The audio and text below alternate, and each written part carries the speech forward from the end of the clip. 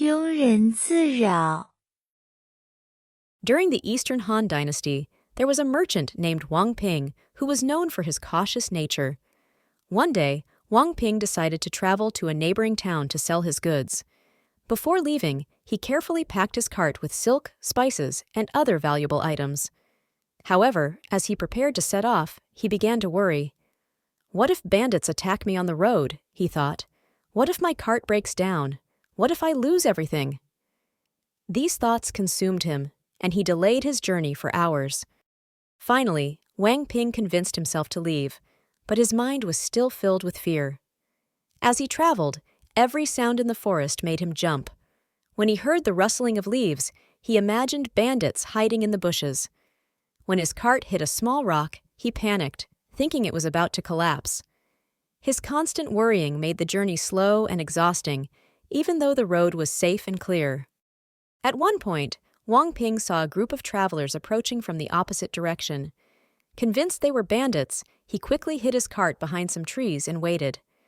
The travelers, who were simple farmers, passed by without even noticing him. Wang Ping laughed nervously at his mistake, but continued to let his imagination run wild.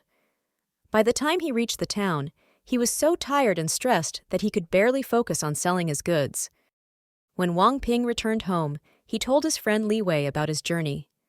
Li Wei, a wise and calm man, laughed and said, "You have caused yourself unnecessary trouble. The road was safe, yet you filled your mind with fears that never came true.